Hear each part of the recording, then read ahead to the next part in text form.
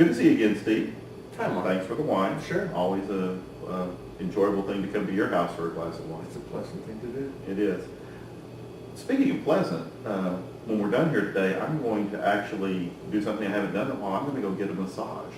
Well, that's a nice treat. It is. It is special. Yeah. Father's Day, you know. Yeah. Well, what brought that on? Man, stress. Really? Stress. Work has been just crazy. Been putting in long hours at the computer, hunched over. My shoulders just hold all that stress. So you're good with handling stress. In fact, going to get a massage is a big improvement over letting that build up and be tense and all these things that come about with that. Mm-hmm. So, but even then, we have a situation where we have stress, we feel the effects of stress, be it the tense shoulders, the headaches, the tension that's there. Thank goodness you have a way to take care of that and get help. But a lot of people look at how can we solve that problem before it becomes a problem? And look a little bit at prevention of stress effects rather than figuring out a good way to take care of stress effects.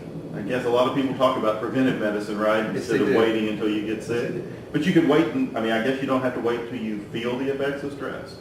That's exactly right. And you're familiar with some of the work that's been done about being resilient around stress, or as it's often called, psychological hardiness.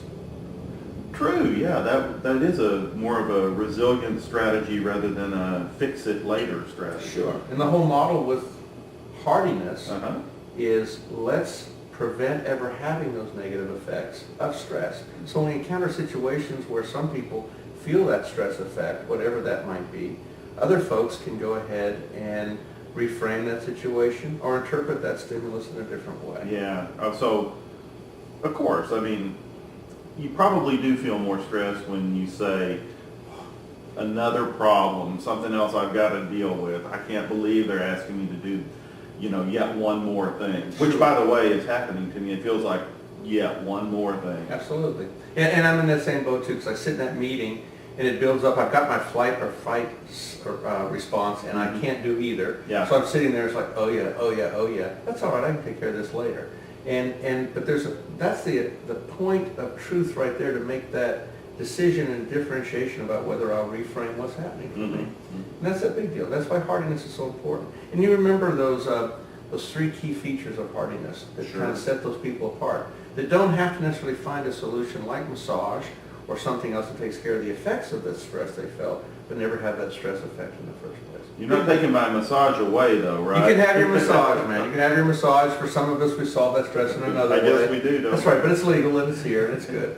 But well, I guess, yeah, exactly. So instead of seeing that next assignment as one more problem, those hardy people, if you know this, they might see that as another challenge. Sure. Another opportunity. Absolutely. And they look at those things differently. And they found that people that are able to do this very well are actually hungry for those problems because they like solutions and they like being part of solutions. And to do that, they have to have problems. So they don't see problems like, how do I get out of that, or how do I avoid that? Oh no, not a problem in my life, but a problem. That's great because I know how to do solutions. And it feels good to win with a solution. So, and everybody feels that. When you have a problem and you solve it, it does feel better. But a lot of us still shy of problems, like, oh, I'm not sure I can do that, or maybe I won't have the right solution. But hardy people tend to get in a situation where they either trust their instincts or their history, their experience, and they'll go ahead and they'll solve those problems. Well, I think that hardy person can become problem hungry and really want that challenge because of the second factor of hardiness, that whole feeling of being in control. Totally.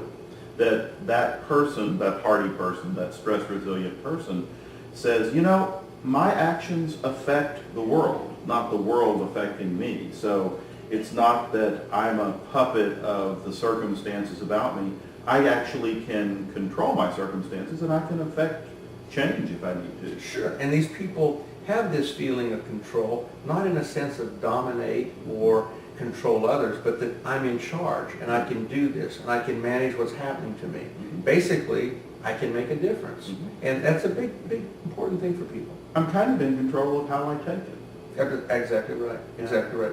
And at the core of all of this is kind of the third feature of hardiness, which is people feel committed to what they're engaged with. Yeah. They're committed to their work. They're committed to their craft. They're committed to their family. And it just means that there's meaning here for me. This is a choice I make. This is different than just random election of the universe. And so they feel that connection and engagement. That helps a whole lot.